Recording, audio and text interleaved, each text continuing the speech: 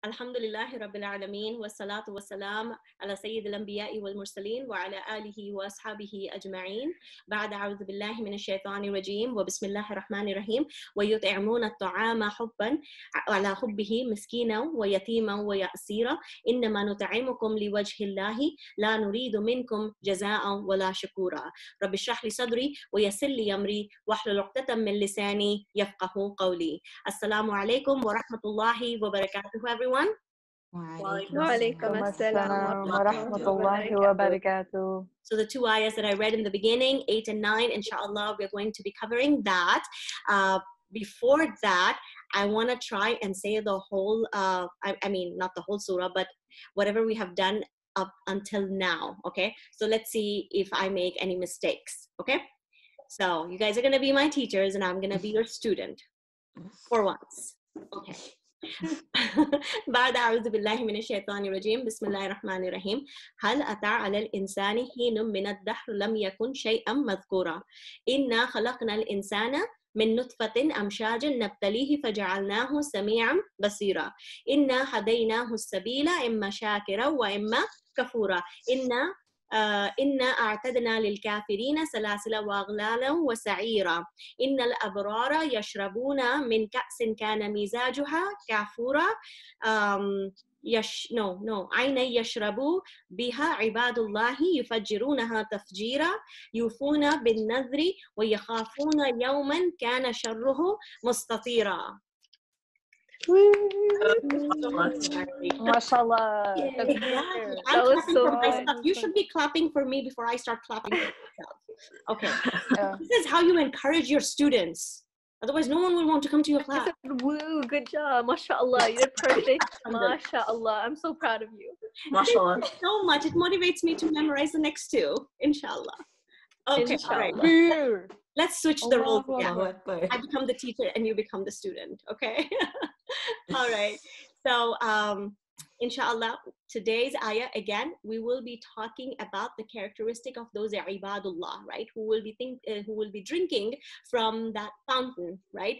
The water of which will be mixed with kafur. That's one opinion. Or the other opinion is that the name of the fountain itself is kafur. Now, yesterday we learned that those people are trustworthy, right?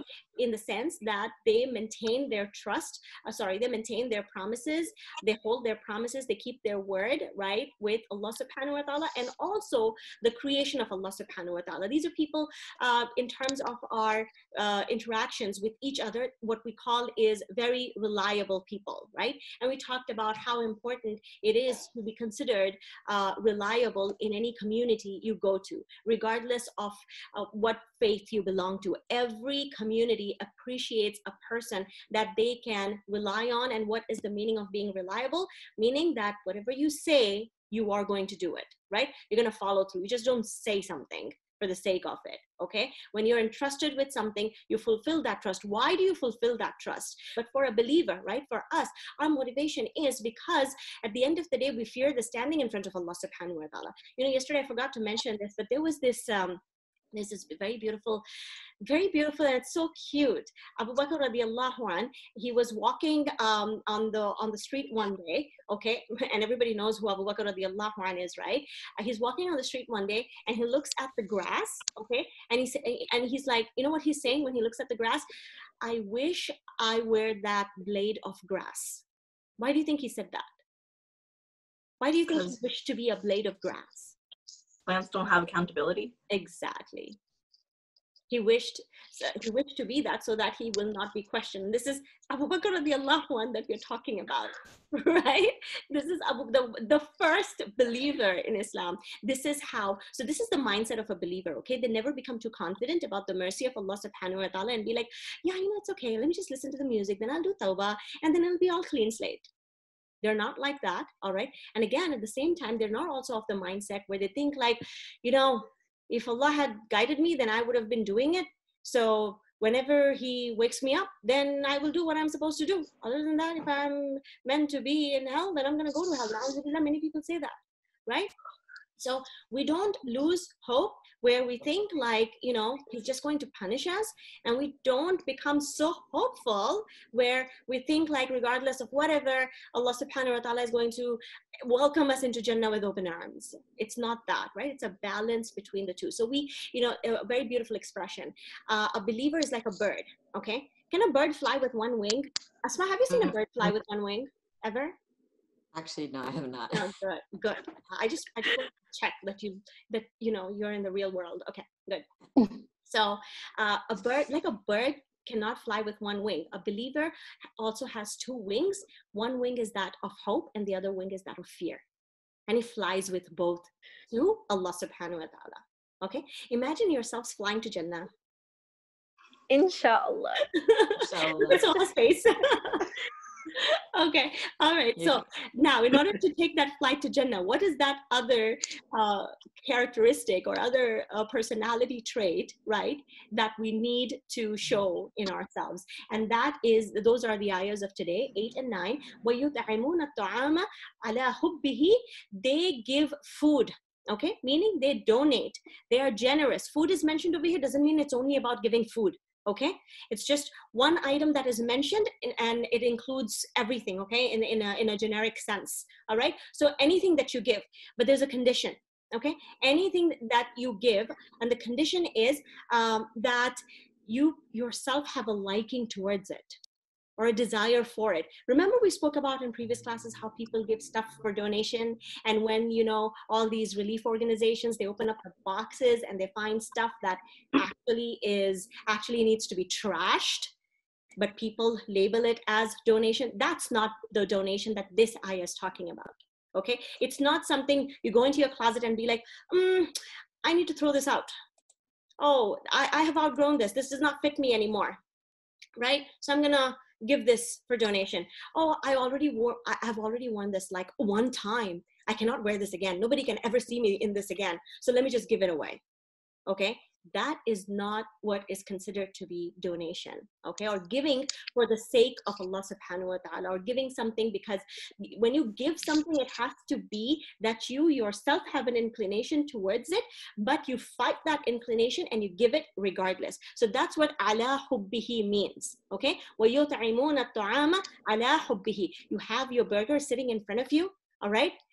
You want to eat it, and then a needy person shows up in front of you, right? Especially when we travel back home. Here you don't see it as much, and you know, people line up. At that time, what do? Hide it? What do you do, right? So when you make that sacrifice is counted. Like when you give, you have to feel a slight pinch. Okay, that shows the genuineness and that shows the sincerity. So over here, 3 categories are mentioned: miskin, the poor people. Okay. And then yatim is, of course, the orphan. The reward for helping an orphan, it cannot be underestimated. And, you know, we cannot even explain in words what the reward is for taking care of an orphan. Just to, in very plain and simple words, to mention what Rasul sallallahu alaihi wasallam said, that in Jannah, me and the one who took care of an orphan are going to be like this. Okay. So this is basically what the reward of taking care of an orphan is. So here the orphan is mentioned. And then the last one that is mentioned is POWs, asira. Okay, POWs. Of course, that does not apply here, but anyone who is, say, in difficult circumstances or is a prisoner of their circumstances, right? They can fall under this category. Maybe they have lost their job. Maybe they have lost their family. Whatever it is, like extremely difficult circumstances. You're not going to find POWs when you walk out there. So that this is referring to the time when, of course, at that time they were fighting battles and they were receiving POWs. When was the first time that Islam encountered the situation of POWs? When was it? Badr. Yeah, Badr. Yes, Badr. Okay, so that's when they laid out the rules about how they're going to deal with the POWs, and the POWs where they were so amazed and impressed by the treatment of the believers. They were like, they were eating the low food and they were giving us the best food. Okay, so that's how they, and many of them were so influenced by the generosity of the Muslims towards the POWs. Okay, generosity of the Muslims towards the POWs, these POWs who had come to kill the Muslims. And if they had the chance, they would have killed the Muslims. If it was not for the intervention, if it wasn't for the divine intervention with angels coming down, they would have killed the Muslims. All right? And these same Muslims, the way they were treating the POWs, those POWs, they were so impressed by their generosity that they accepted Islam. Okay, so keep that in mind. These are the three categories that are mentioned in the ayah. And the most important thing, one is that, you know, when you want to describe a donation that is for the sake of Allah subhanahu wa ta'ala, one is that, you know, it is something that you like, you personally want to keep it, but you're giving it away, right? And the second criteria is innama nut'imukum liwajhillahi. Okay, we are giving only for the sake of Allah subhanahu wa ta'ala. Ayah number 9. In your mind, it is only that I'm giving for the sake of Allah subhanahu wa ta'ala. Innama nut'imukum liwajhillahi la nuridu minkum jaza. We don't expect any compensation from you, any thanks from you, all right? Wala shukura, any gratitude from you. Like, there is absolutely no expectation of return, because you are doing, how do you know when you're doing something for the sake of Allah subhanahu wa ta'ala? How do you know? Tell me. For yourself, if you want to test yourself, how do you know you're doing something only for the sake of Allah subhanahu wa ta'ala? What would the test be? Are you expecting anything in return? So how would that, you know, how would you live through that test? How do you think that test would pan out? Like, let's say you were helping someone out, but you didn't get recognition for it and you felt bad about it. Exactly. Then you ask yourself, like, why are you feeling bad? You said you were going to do it for Allah subhanahu wa ta'ala, right? Then why are you doing that? Why are you feeling bad? You shouldn't be feeling bad, because the one who needs to recognize you, the one who needs to appreciate you is appreciated. Okay? So that's the test. And then you know whether it is genuinely for the sake of Allah subhanahu wa ta'ala or not. That's the way we check our intentions. Okay? People give for a couple of reasons. Maybe it is that they believe in your mission, right? Maybe it is that they have a personal connection with you. All right? Yeah, the third one is maybe they want tax benefits. That's so like People do that. Doesn't fit in with the other two reasons. Exactly. They want tax benefits. People do that. People will just give because they want tax benefits. Believers, we give because we give it for the sake of Allah subhanahu wa ta'ala only. Okay?